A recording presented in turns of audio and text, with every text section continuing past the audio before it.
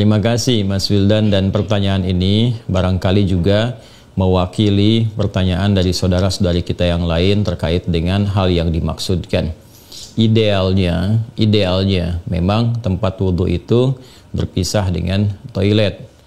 Mengapa? Karena di dalam tempat wudhu itu kita juga menyertakan berbagai macam kalimat-kalimat thayyibah yang mengiringi proses wudhu, baik sebelum ataupun setelah wudhu itu dilangsungkan.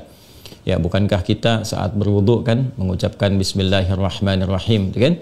Sebagai mula kita mengerjakan segala kebaikan dengan dasar yang Nabi sabdakan, kullu amrin tibalin la yubda'u fihi Bismillahirrahmanirrahim fahuwa abtar.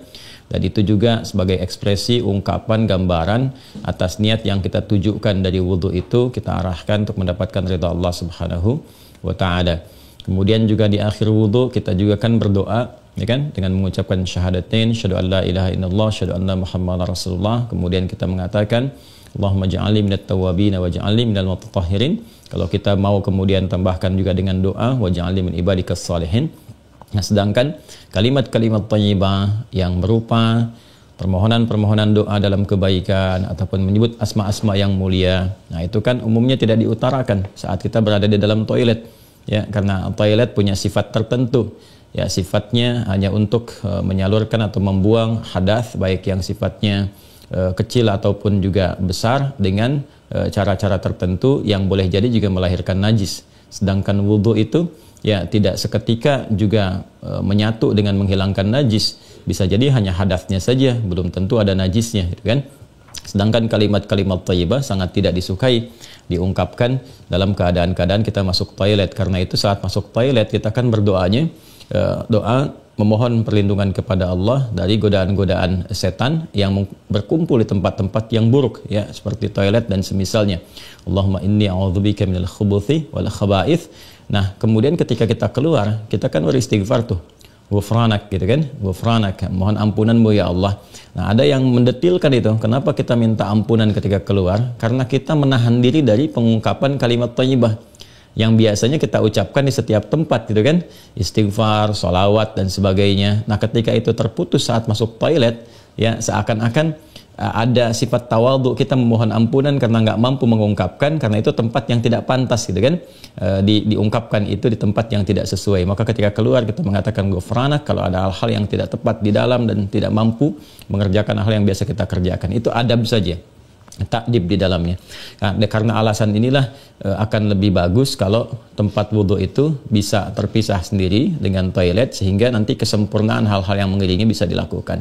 Bila pun memang keadaannya tidak memungkinkan dan hanya ada itu dan bisa didapatkan di dalam berbagai kondisi, Anda ke mall misalnya, kan tidak ada tempat spesifik wudhu, taruhlah gitu, demikian kondisinya, atau bahkan dalam kondisi tertentu, bahkan saat haji atau umrah yang begitu padat tempat wudhunya misalnya, dan Anda hanya menemukan ada toilet tapi ada keran yang disiapkan terpisah, gitu kan, di dalamnya itu.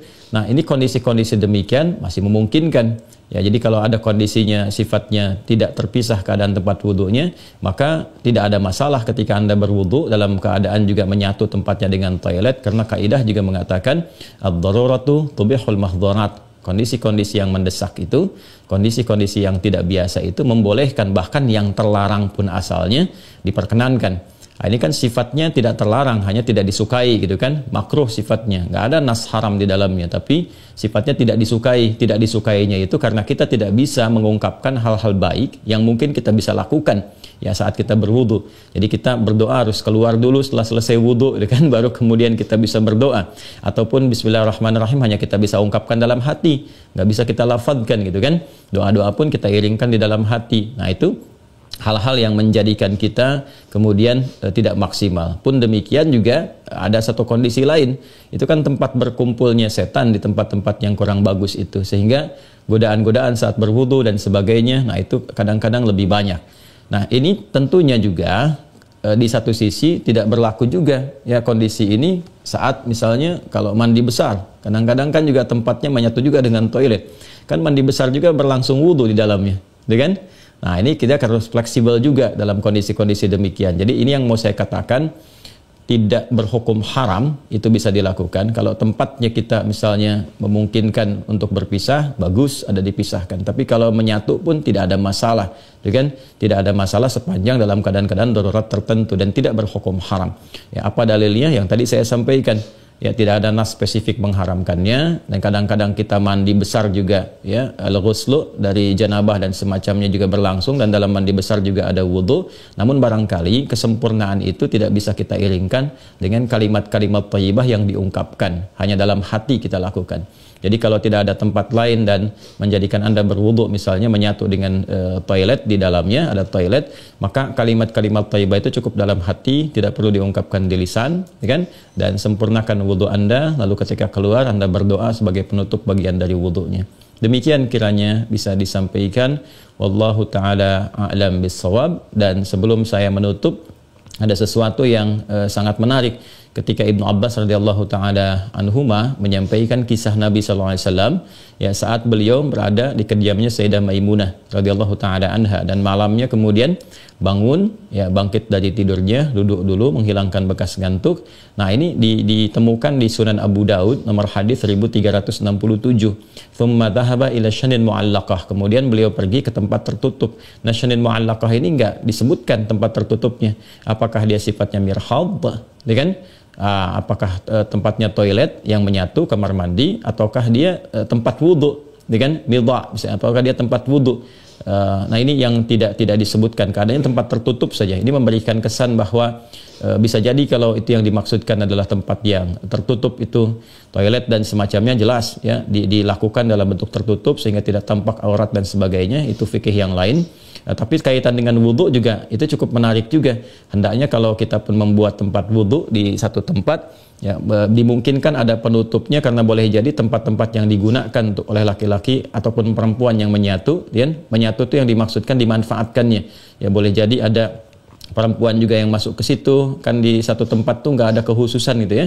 Nah, tapi tempat-tempat lain sekarang sudah lebih bagus. Ini untuk laki-laki, ini untuk perempuan, tuh nggak ada masalah. Tapi kalau tempat yang digunakan untuk menyatu, dia hendaknya ada penutup sehingga nggak semua orang bisa mengakses ke dalamnya dengan batas-batas tertentu.